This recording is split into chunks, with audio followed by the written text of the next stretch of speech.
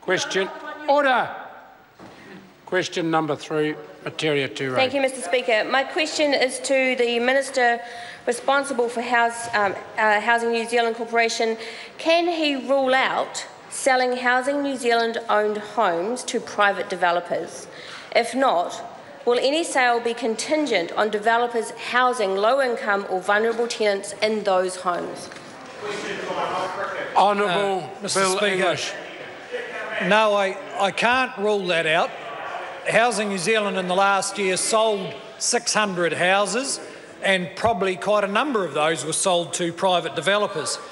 But anyone who wants to buy state houses who have low income and vulnerable tenants in them will need to register as a community housing provider and meet the criteria set out in the regulations.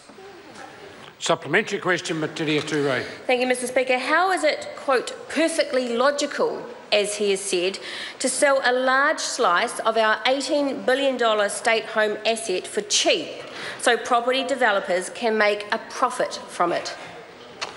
Honourable Bill English. Well, Mr Speaker, in the first place, Housing New Zealand has an ongoing sales policy, and often they're selling houses that we don't need or are in the wrong place, or some of them have just become unsuitable to be lived in and can't be upgraded at reasonable cost. With respect to the transactions that are coming up over the next 6 months or so, there is a process of testing what the real value of those houses are. For instance, many community providers believe those houses are not up to date on maintenance and therefore are overvalued when they're valued as if they can be sold for the best price on the day in the location that they're in. Those are exactly the things we're having discussions about over the next few months. Okay. Supplementary question, Metiria Turei. Will the Minister cancel his plans if it turns out that property developers will only buy state homes if they don't have to house low-income or vulnerable tenants in them, given his statement today that the purpose of this plan is to increase the supply of social housing and assist more people?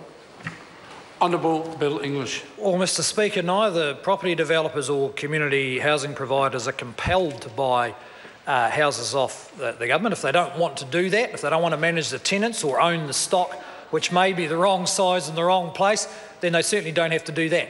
But we're finding that there is an opportunity to work with a whole range of groups to do a better job, particularly in those locations where there is high density of state housing and there is an opportunity to redevelop a sense of aspiration in those communities. Now, if property developers can supply their expertise to do that, well, we're not going to turn them away, that's for sure. But it will have to be lined up with people who have the skills to manage tenants and redevelop communities. Supplementary question, Metiria Turei. Was the Minister suggesting earlier that the Salvation Army was lying when they rejected the State House sell-off program, that it won't improve people's lives? Honourable Bill English. Well, Mr Speaker, it's the member who's misrepresenting the Salvation Army. They did not reject the program. What they said was that at this stage they don't want to participate in those particular transactions. In fact, they have been an advocate for change, and I'm a bit surprised to hear the so-called radical Greens arguing for the status quo, as if state housing in New Zealand is done so perfectly well that it can't be done any better. That is a ridiculous position, and the only people they share it with is the Labor Party. Order. Supplementary question, Metiria Turei.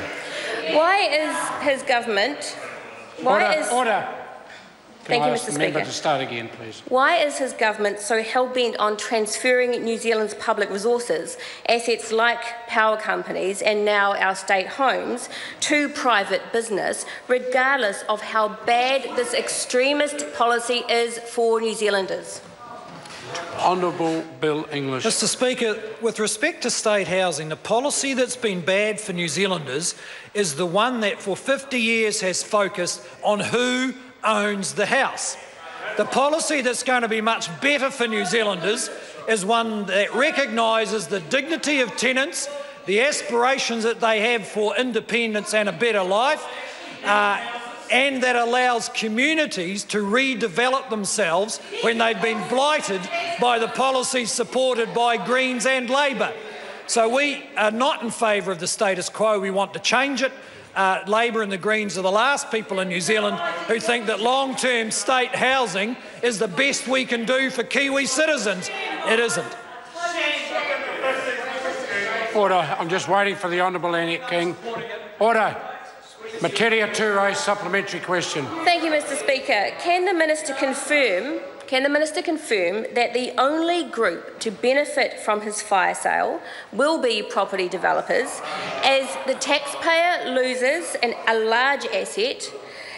They'll pay more to these property developers through income-related rent subsidies, and vulnerable families will still have no guarantee of a decent home. Honourable Bill English. Mr. Speaker, no, I don't agree with that. The beneficiaries of this policy will be, first and foremost, the tenants, who will find themselves getting government support that recognises their dignity and aspirations and shows a path to independence.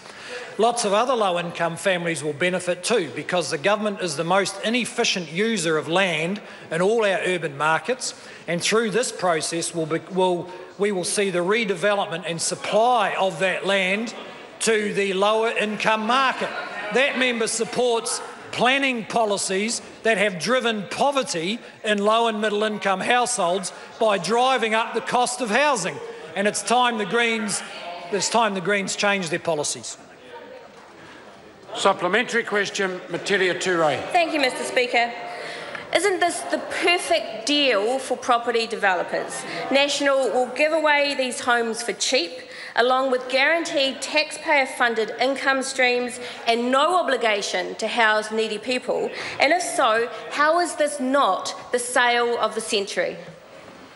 Honourable Bill English. Well, Mr. Speaker, I just disagree with the member, but it'd be worth her while reconsidering the role of property developers. The Greens support smart growth, which limits the supply of land, which in the Auckland market has virtually dried up the supply of lower value housing to that market. And those policies have had more impact on inequality than any other policy in New Zealand for low and middle income households. Why the Greens support that poverty-inducing policy is beyond me. Question number 4, Alistair Scott. Thank you, Mr. Speaker.